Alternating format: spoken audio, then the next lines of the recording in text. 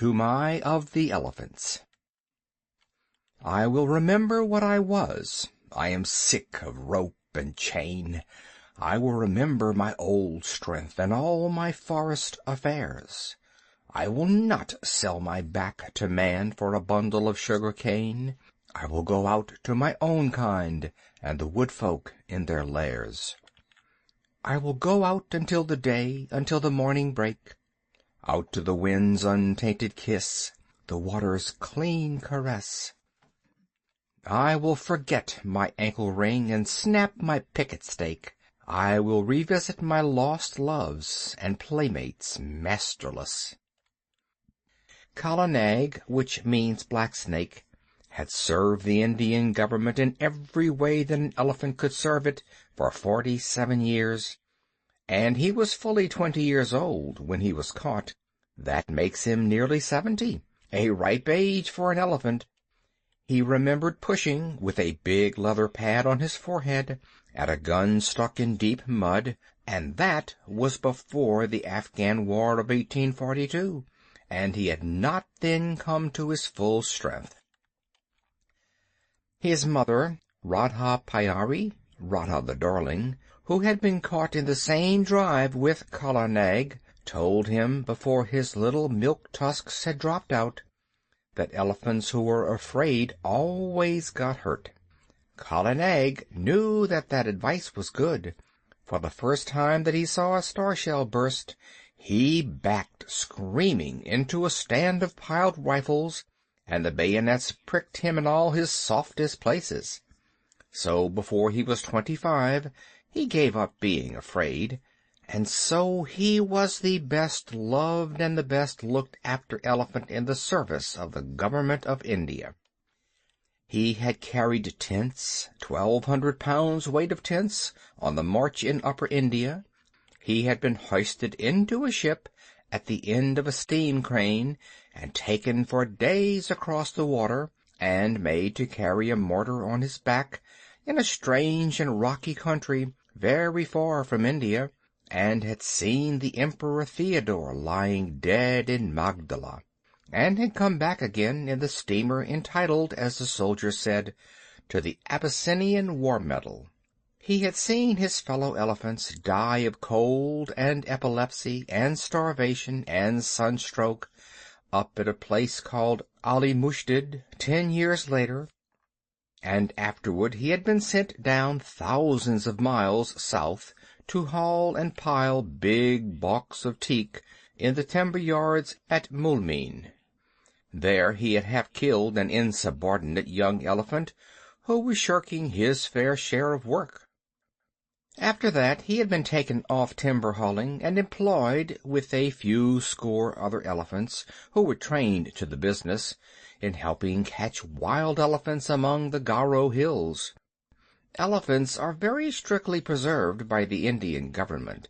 There is one whole department which does nothing else but hunt them and catch them and break them in, and send them up and down the country as they are needed for work. Kala Nag stood 10 fair feet at the shoulders, and his tusks had been cut off short at 5 feet and bound round the ends, to prevent them from splitting, with bands of copper. But he could do more with those stumps than any untrained elephant could do with the real sharpened ones. When, after weeks and weeks of cautious driving of scattered elephants across the hills, the 40 or 50 wild monsters were driven into the last stockade, and the big drop gate, made of tree trunks lashed together, jarred down behind them, Kala Nag, at the word of command, would go into that flaring, trumpeting pandemonium, generally at night, when the flicker of the torches made it difficult to judge distances, and, picking out the biggest and wildest tusker of the mob, would hammer him and hustle him into quiet, while the men on the backs of the other elephants roped and tied the smaller ones. There was nothing in the way of fighting that Kala Nag, the old wise black snake, did not know, for he had stood up more than once in his time to the charge of the wounded tiger, and, curling up his soft trunk to be out of harm's way, had knocked the springing brute sideways in mid-air with a quick sickle cut of his head that he had invented all by himself, had knocked him over and kneeled upon him with his huge knees till the life went out with a gasp and a howl, and there was only a fluffy, striped thing on the ground for Kala Nag to pull by the tail. "Yes," said Big Toomai, his driver, the son of Black Toomai, who had taken him to Abyssinia, and grandson of Toomai of the Elephants, who had seen him caught. "There is nothing that the black snake fears except me. He has seen 3 generations of us feed him and groom him, and he will live to see 4. "He is afraid of me also," said Little Toomai, standing up to his full height of 4 feet, with only one rag upon him. He was 10 years old, the eldest son of Big Toomai, and according to custom he would take his father's place on Kala Nag's neck when he grew up, and would handle the heavy iron ankus, the elephant goad, that had been worn smooth by his father and his grandfather and his great-grandfather. He knew what he was talking of, for he had been born under Kala Nag's shadow, had played with the end of his trunk before he could walk, had taken him down to the water as soon as he could walk, and Kala Nag would no more have dreamed of disobeying his shrill little orders than he would have dreamed of killing him on that day when Big Toomai carried the little brown baby under Kala Nag's tusks and told him to salute his master that was to be. "Yes," said Little Toomai, "he is afraid of me," and he took long strides up to Kala Nag, called him a fat old pig, and made him lift up his feet one after the other. "Wah!" said Little Toomai, "thou art a big elephant," and he wagged his fluffy head, quoting his father, "The government may pay for elephants, but they belong to us mahouts. When thou art old, Kala Nag, there will come some rich Rajah, and he will buy thee from the government on account of thy size and thy manners, and then thou wilt have nothing to do but to carry gold earrings in thy ears, and a gold howdah on thy back, and a red cloth covered with gold at thy sides, and walk at the head of the processions of the king. Then I shall sit on thy neck, O Kala Nag, with a silver ankus, and men will run before us with golden sticks, crying, 'Room for the king's elephant!' That will be good, Kala Nag, but not so good as this hunting in the jungles." "Humph!" said Big Toomai. "Thou art a boy and as wild as a buffalo calf.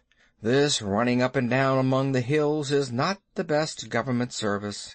I am getting old, and I do not love wild elephants. Give me brick elephant lines, one stall to each elephant, and big stumps to tie them to safely, and flat, broad roads to exercise upon, instead of this come-and-go camping. Ah, the Cawnpore barracks were good. There was a bazaar close by, and only 3 hours' work a day." Little Toomai remembered the Cawnpore elephant lines and said nothing. He very much preferred the camp life, and hated those broad, flat roads, with the daily grubbing for grass in the forage reserve, and the long hours when there was nothing to do except to watch Kala Nag fidgeting in his pickets.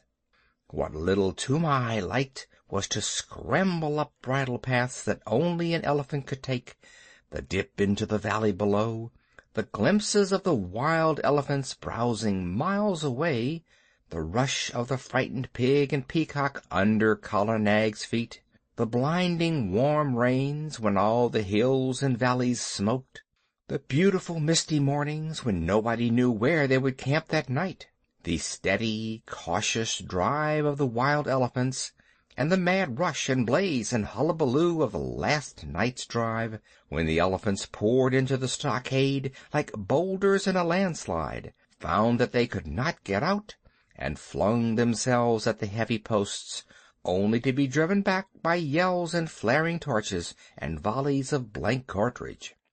Even a little boy could be of use there. and Toomai was as useful as 3 boys.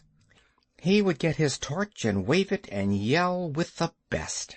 But the really good time came when the driving out began, and the keddah, that is, the stockade, looked like a picture at the end of the world, and men had to make signs to one another because they could not hear themselves speak.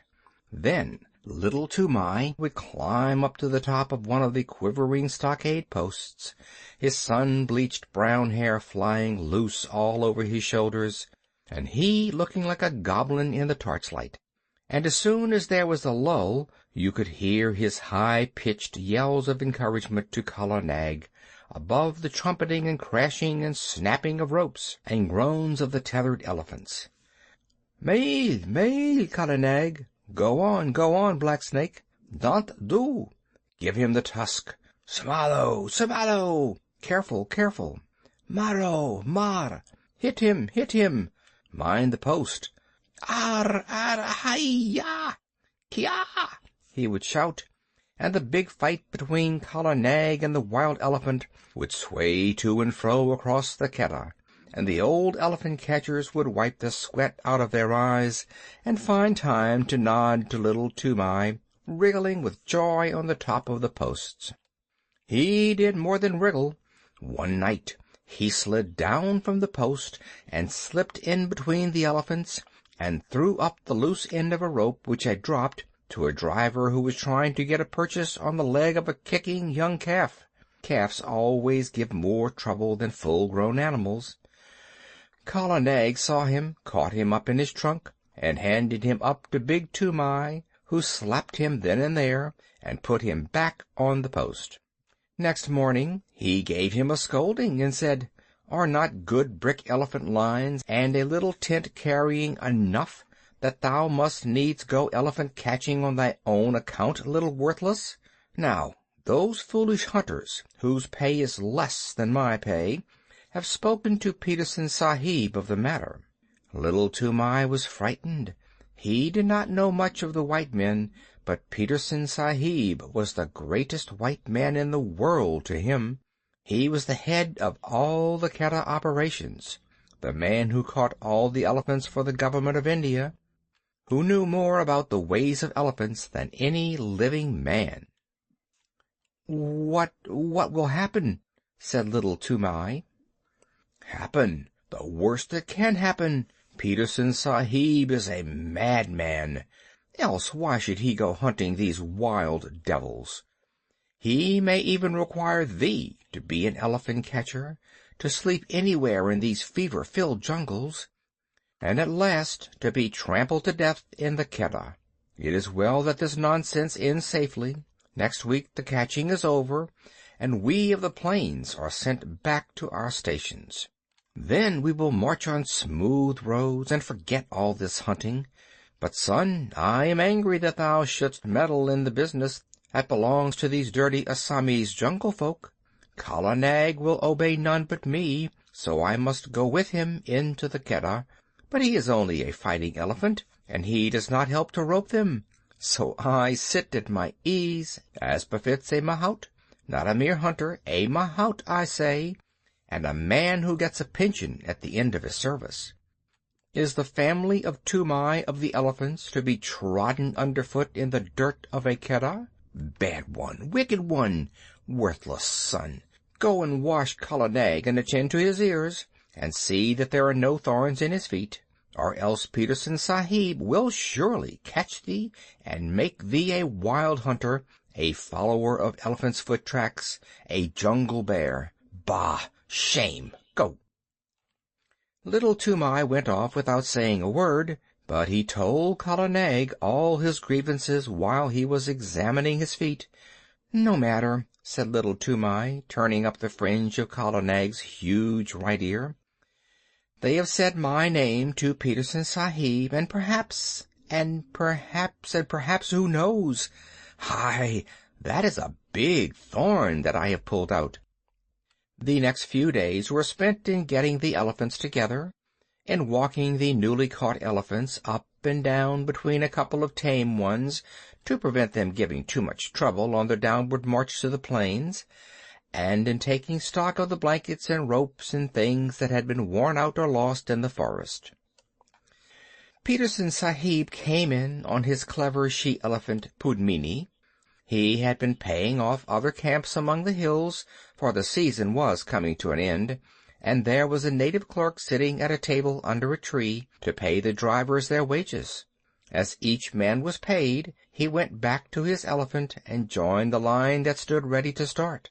The catchers and hunters and beaters, the men of the regular Keddah, who stayed in the jungle year in and year out, sat on the backs of the elephants that belonged to Petersen Sahib's permanent force, or leaned against trees with their guns across their arms, and made fun of the drivers who were going away, and laughed when the newly caught elephants broke the line and ran about. Big Toomai went up to the clerk with Little Toomai behind him, and Machua Appa, the head tracker, said in an undertone to a friend of his, "There goes one piece of good elephant stuff at least. 'Tis a pity to send that young jungle cock to molt in the plains." Now Petersen Sahib had ears all over him, as a man must have who listens to the most silent of all living things, the wild elephant. He turned where he was lying all along on Pudmini's back and said, "What is that? I did not know of a man among the plains drivers who had wit enough to rope even a dead elephant." "This is not a man, but a boy. He went into the Keddah at the last drive, and threw Barmao there the rope, when we were trying to get that young calf with the blotch on his shoulder away from his mother." Machua Appa pointed at Little Toomai, and Petersen Sahib looked, and Little Toomai bowed to the earth.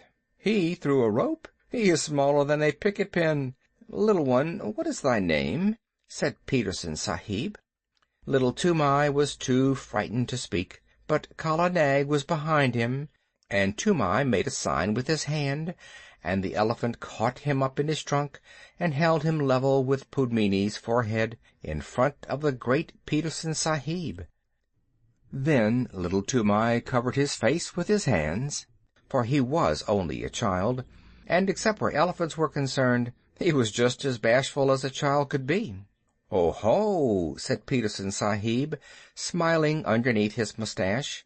"And why didst thou teach thy elephant that trick? Was it to help thee steal green corn from the roofs of the houses when the ears are put out to dry?"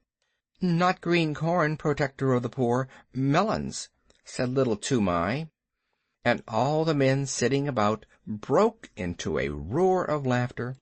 Most of them had taught their elephants that trick when they were boys. Little Toomai was hanging 8 feet up in the air, and he wished very much that he were 8 feet underground. "He is Toomai, my son, Sahib," said Big Toomai, scowling. "He is a very bad boy, and he will end in a jail, Sahib." "Of that I have my doubts," said Petersen Sahib. "A boy who can face a full Keddah at his age does not end in jails. See, little one, here are 4 annas to spend in sweetmeats, because thou hast a little head under that great thatch of hair. In time thou mayest become a hunter too." Big Toomai scowled more than ever. "Remember, though, that Keddahs are not good for children to play in," Petersen Sahib went on. "Must I never go there, Sahib?" asked Little Toomai with a big gasp. "Yes," Petersen Sahib smiled again. "When thou hast seen the elephants dance, that is the proper time. Come to me when thou hast seen the elephants dance, and then I will let thee go into all the Keddahs." There was another roar of laughter, for that is an old joke among elephant catchers, and it means just never. There are great cleared flat places hidden away in the forest that are called elephants' ballrooms, but even these are only found by accident, and no man has ever seen the elephants dance. When a driver boasts of his skill and bravery, the other drivers say, "And when did thou see the elephants dance?" Kala Nag put Little Toomai down, and he bowed to the earth again and went away with his father, and gave the silver 4-anna piece to his mother, who was nursing his baby brother, and they all were put up on Kala Nag's back, and the line of grunting, squealing elephants rolled down the hill path to the plains. It was a very lively march on account of the new elephants, who gave trouble at every ford, and needed coaxing or beating every other minute. Big Toomai prodded Kala Nag spitefully, for he was very angry, but Little Toomai was too happy to speak. Peterson Sahib had noticed him and given him money, so he felt as a private soldier would feel if he had been called out of the ranks and praised by his commander-in-chief. "What did Peterson Sahib mean by the elephant dance?" he said at last softly to his mother. Big Toomai heard him and grunted, "That thou shouldst never be one of these hill buffaloes of trackers. That was what he meant. Oh, you in front, what is blocking the way?" An Assami driver, 2 or 3 elephants ahead, turned round angrily, crying, "Bring up Kala Nag and knock this youngster of mine into good behavior. Why should Peterson Sahib have chosen me to go down with you donkeys of the rice fields? Lay your beast alongside, Toomai, and let him prod with his tusks. By all the gods of the hills, these new elephants are possessed, or else they can smell their companions in the jungle." Kala Nag hit the new elephant in the ribs and knocked the wind out of him, as Big Toomai said, "We have swept the hills of wild elephants at the last catch. It is only your carelessness in driving. Must I keep order along the whole line?" "Hear him," said the other driver. "We have swept the hills. Ho, ho, ho! You are very wise, you plains people. Anyone but a mudhead who never saw the jungle would know that the drives are ended for the season. Therefore all the wild elephants tonight will... But why should I waste my wisdom on a river turtle?" "What will they do?" Little Toomai called out. "Oh, little one, art thou there? Well, I will tell thee, for thou hast a cool head. They will dance, and it behooves thy father, who has swept all the hills of all the elephants, to double-chain his pickets tonight." "What talk is this?" said Big Toomai. "For 40 years, father and son, we have tended elephants, and we have never heard such moonshine about dances." "Yes, but a plainsman who lives in a hut knows only the 4 walls of his hut. Well, leave thy elephants unshackled tonight, and see what comes. As for their dancing, I have seen the place where... Baripap! How many windings has the Dahang River? Here is another ford, and we must swim the calves. Stop still, you behind there." And in this way, talking and wrangling and splashing through the rivers, they made their first march to a sort of receiving camp for the new elephants, but they lost their tempers long before they got there. Then the elephants were chained by their hind legs to their big stumps of pickets, and extra ropes were fitted to the new elephants, and the fodder was piled before them, and the hill drivers went back to Peterson Sahib through the afternoon light, telling the plains drivers to be extra careful that night, and laughing when the plain drivers asked the reason. Little Toomai attended to Kala Nag's supper, and as evening fell, wandered through the camp unspeakably happy, in search of a tom-tom. When an Indian child's heart is full, he does not run about and make noise in an irregular fashion. He sits down to a sort of revel all by himself, and Little Toomai had been spoken to by Peterson Sahib. If he had not found what he wanted, I believe he would have been ill. But the sweetmeat seller in the camp lent him a little tom-tom, a drum beaten with the flat of the hand, and he sat down cross-legged before Kala Nag as the stars began to come out, the tom-tom in his lap, and he thumped and he thumped and he thumped, and the more he thought of the great honor that had been done to him, the more he thumped, all alone among the elephant fodder. There was no tune and no words, but the thumping made him happy. The new elephants strained at their ropes and squealed and trumpeted from time to time, and he could hear his mother in the camp hut putting his small brother to sleep with an old, old song about the great god Shiv, who once told all the animals what they should eat. It is a very soothing lullaby, and the first verse says: Shiv, who poured the harvest and made the winds to blow, sitting at the doorways of a day of long ago, gave to each his portion, food and toil and fate, from the king upon the gudi to the beggar at the gate. All things made he, Shiva the preserver.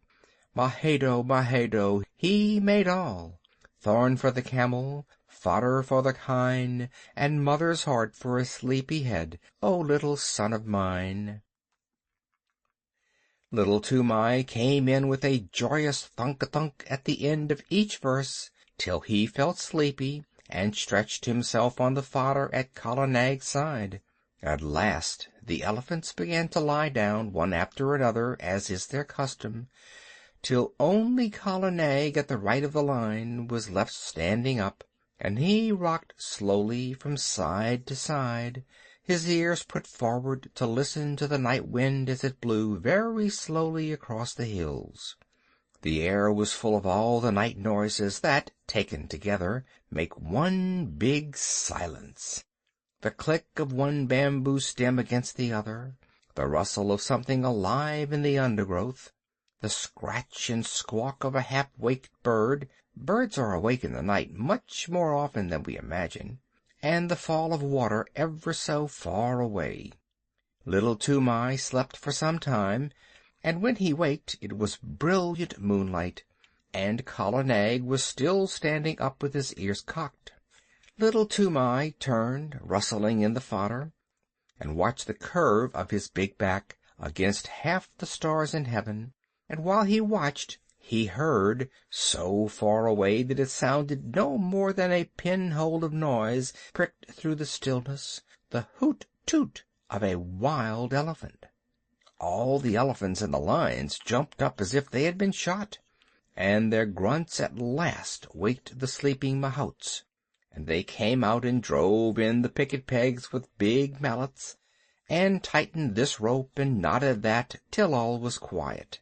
One new elephant had nearly grubbed up his picket, and Big Toomai took off Kala Nag's leg chain and shackled that elephant 4 foot to hind foot, but slipped a loop of grass string round Kala Nag's leg, and told him to remember that he was tied fast.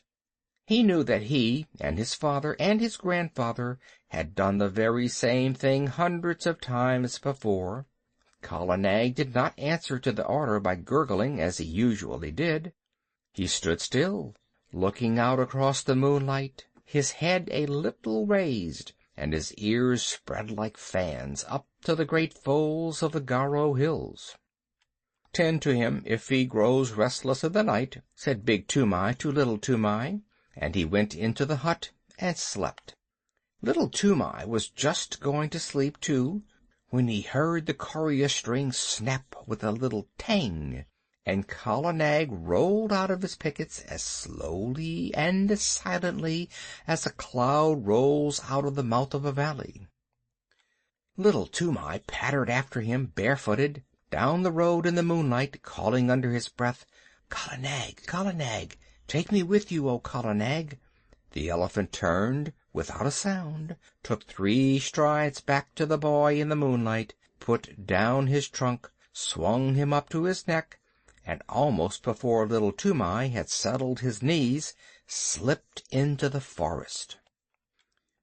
There was one blast of furious trumpeting from the lines, and then the silence shut down on everything, and Kala Nag began to move. Sometimes a tuft of high grass washed along his sides as a wave crashes along the sides of a ship, and sometimes a cluster of wild pepper vines would scrape along his back, or a bamboo would creak where his shoulder touched it. But between those times he moved absolutely without any sound, drifting through the thick Garo forest as though it had been smoke.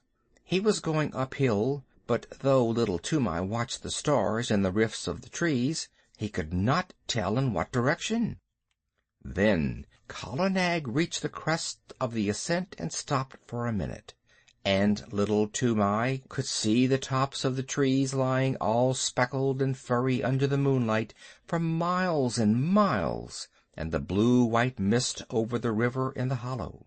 Toomai leaned forward and looked, and he felt that the forest was awake below him, awake and alive and crowded.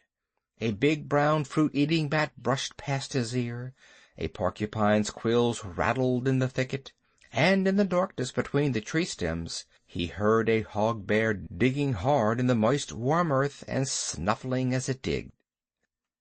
Then the branches closed over his head again, and Kala Nag began to move down into the valley, not quietly this time, but as a runaway gun goes down a steep bank in one rush.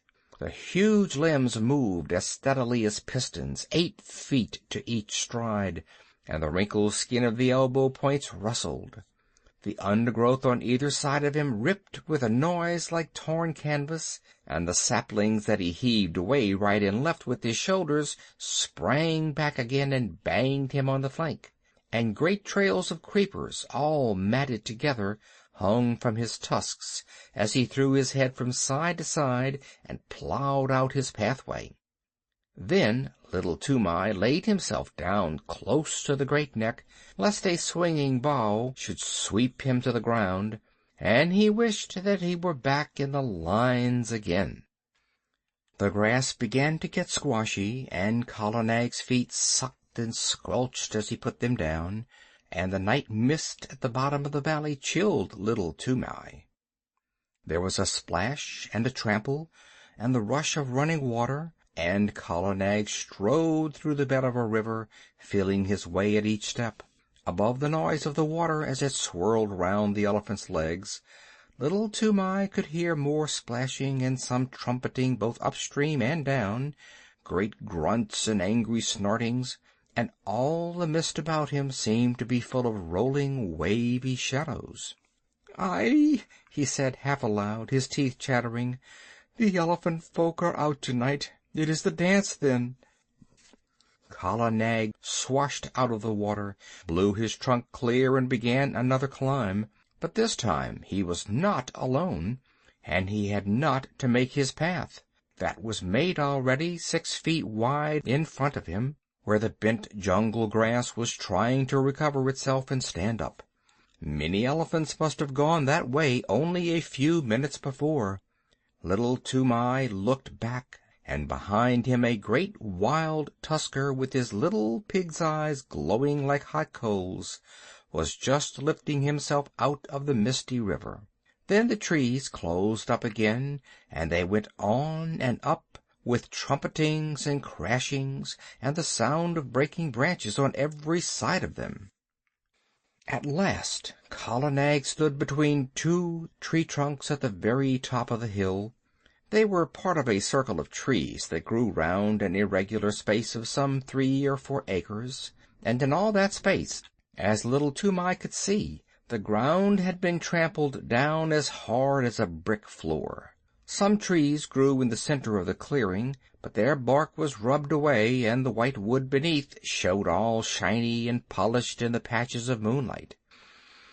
There were creepers hanging down from the upper branches, and the bells of the flowers of the creepers, great waxy white things like convolvuluses, hung down fast asleep. But within the limits of the clearing there was not a single blade of grass, nothing but the trampled earth. The moonlight showed it all iron gray, except where some elephants stood upon it, and their shadows were inky black. Little Toomai looked, holding his breath, with his eyes starting out of his head, and as he looked, more and more and more elephants swung out into the open from between the tree trunks. Little Toomai could only count up to 10, and he counted again and again on his fingers, till he lost count of the 10s, and his head began to swim. Outside the clearing he could hear them crashing in the undergrowth as they worked their way up the hillside, but as soon as they were within the circle of the tree trunks they moved like ghosts. There were white-tusked wild males, with fallen leaves and nuts and twigs lying in the wrinkles of their necks and the folds of their ears. Fat, slow-footed she-elephants, with restless little pinky black calves only 3 or 4 feet high, running under their stomachs. Young elephants with their tusks just beginning to show, and very proud of them. Lanky, scraggy old maid elephants, with their hollow, anxious faces and trunks like rough bark. Savage old bull elephants, scarred from shoulder to flank, with great wheals and cuts of bygone fights, and the caked dirt of their solitary mud baths dropping from their shoulders. And there was one with a broken tusk, and the marks of the full stroke, the terrible drawing scrape of a tiger's claws on his side. They were standing head to head, or walking to and fro across the ground in couples, or rocking and swaying all by themselves, scores and scores of elephants. Tomai knew that so long as he lay still on Kala Nag's neck, nothing would happen to him, for even in the rush and scramble of a Keddah drive, a wild elephant does not reach up with his trunk and drag a man off the neck of a tame elephant. And these elephants were not thinking of men that night. Once they started and put their ears forward when they heard the clinking of a leg-iron in the forest, but it was Pudmini, Peterson Sahib's pet elephant. Her chain snapped short off, grunting, snuffling up the hillside. She must have broken her pickets and come straight from Peterson Sahib's camp, and little Toomai saw another elephant, one that he did not know, with deep rope galls on his back and breast. He, too, must have run away from some camp in the hills about. At last there was no sound of any more elephants moving in the forest, and Kala Nag rolled out from his station between the trees and went into the middle of the crowd, clucking and gurgling, and all the elephants began to talk in their own tongue and to move about. Still lying down, little Toomai looked down upon scores and scores of broad backs and wagging ears and tossing trunks and little rolling eyes. He heard the click of tusks as they crossed other tusks by accident, and the dry rustle of trunks twined together, and the chafing of enormous sides and shoulders in the crowd, and the incessant flick and hiss of the great tails. Then a cloud came over the moon, and he sat in black darkness. But the quiet, steady hustling and pushing and gurgling went on just the same. He knew that there were elephants all round Kala Nag, and that there was no chance of backing him out of the assembly, so he set his teeth and shivered. In a Keddah, at least, there was torchlight and shouting, but here he was all alone in the dark, and once a trunk came up and touched him on the knee. Then an elephant trumpeted, and they all took it up for 5 or 10 terrible seconds.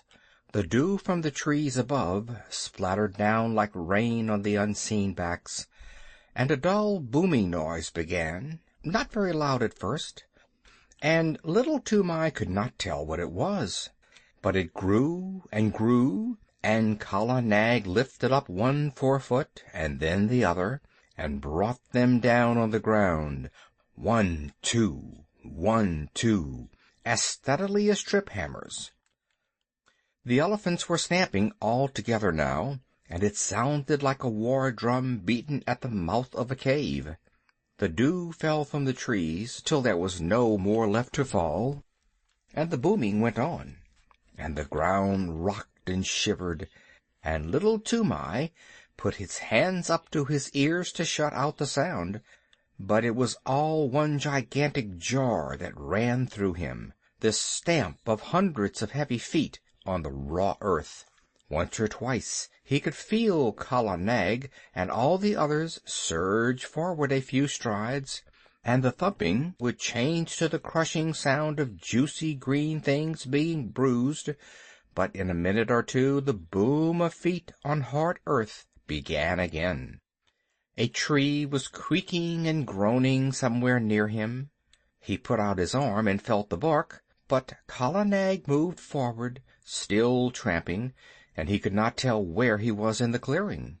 There was no sound from the elephants except once, when 2 or 3 little calves squeaked together. Then he heard a thump and a shuffle, and the booming went on.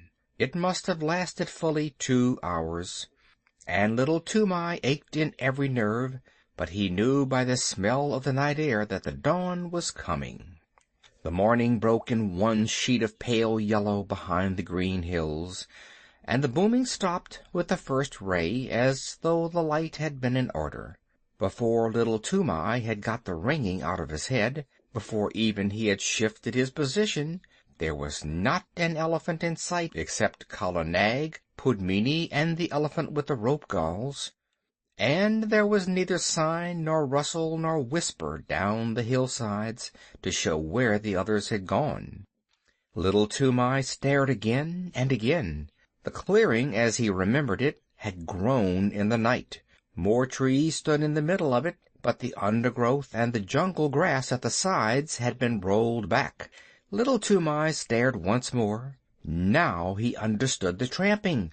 The elephants had stamped out more room, had stamped the thick grass and juicy cane to trash, the trash into slivers, the slivers into tiny fibers, and the fibers into hard earth.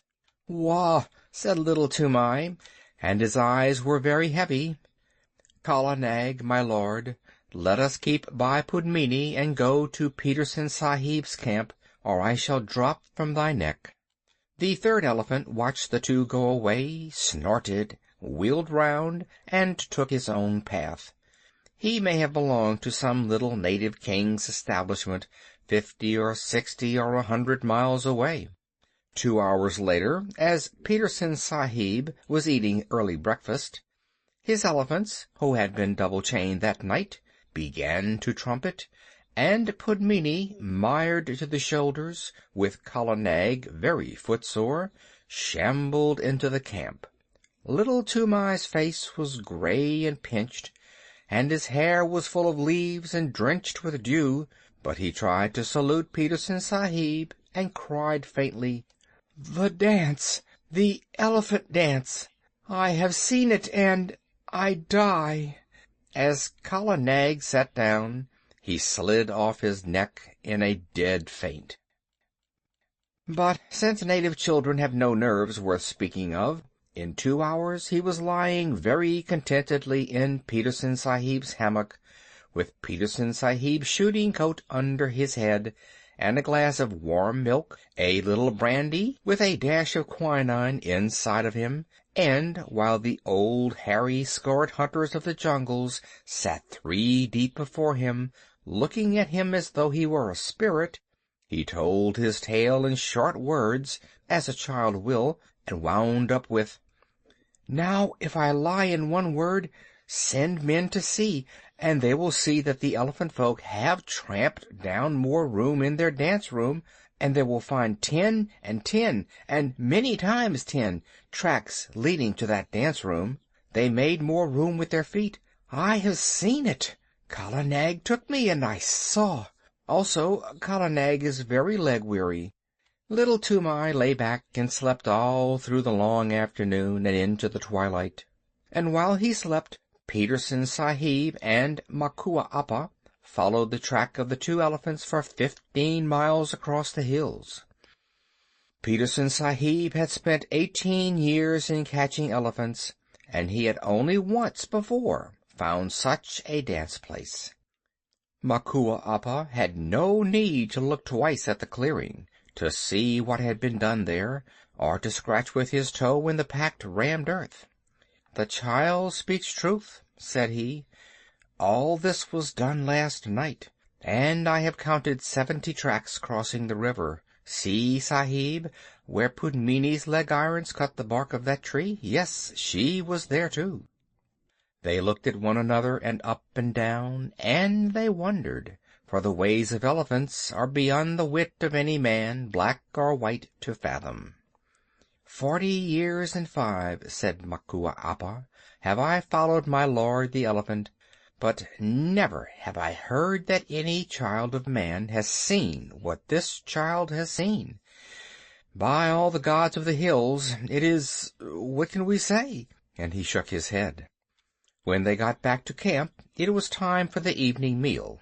Petersen Sahib ate alone in his tent, but he gave orders that the camp should have 2 sheep and some fowls, as well as a double ration of flour and rice and salt, for he knew that there would be a feast. Big Toomai had come up hotfoot from the camp in the plains to search for his son and his elephant, and now that he had found them, he looked at them as though he were afraid of them both. And there was a feast by the blazing campfires in front of the lines of picketed elephants, and little Toomai was the hero of it all, and the big brown elephant catchers, the trackers and drivers and ropers, and the men who knew all the secrets of breaking the wildest elephants, passed him from one to the other, and they marked his forehead with blood from the breast of a newly killed jungle cock, to show that he was a forester, initiated and free of all the jungles. At last, when the flames died down, and the red light of the logs made the elephants look as though they had been dipped in blood too, Makua Appa, the head of all the drivers of all the Keddahs, Makua Appa, Petersen Sahib's other self, who had never seen a maid rode in 40 years, Makua Appa, who was so great that he had no other name than Makua Appa, leaped to his feet, with little Toomai held high in the air above his head, and shouted, "Listen, my brothers! Listen, too, you my lords in the lines there, for I, Makua Appa, am speaking. This little one shall no more be called Little Toomai, but Toomai of the Elephants, as his great-grandfather was called before him. What never man has seen, he has seen through the long night, and the favor of the elephant folk and of the gods of the jungles is with him. He shall become a great tracker. He shall become greater than I, even I, Makua Appa. He shall follow the new trail, and the stale trail, and the mixed trail, with a clear eye. He shall take no harm in the Keddah when he runs under their bellies to rope the wild tuskers, and if he slips before the feet of the charging bull-elephant, the bull-elephant shall know who he is, and shall not crush him. Ahai, my lords in the chains!" He whirled up the line of pickets. "Here is the little one that has seen your dances in your hidden places, the sight that never man saw. Give him honor, my lords. Salam karo, my children. Make your salute to Toomai of the Elephants. Gonga Pershad, aha! Hira Gju, Birchi Gju, Kutar Gju, aha! Pudmini, thou hast seen him at the dance, and thou, too, Kala Nag, my pearl among elephants. Aha! Together to Toomai of the Elephants! Brow!" And at that last wild yell, the whole line flung up their trunks till the tips touched their foreheads, and broke out into the full salute, the crashing trumpet peal that only the Viceroy of India hears, the Salamut of the Keddah.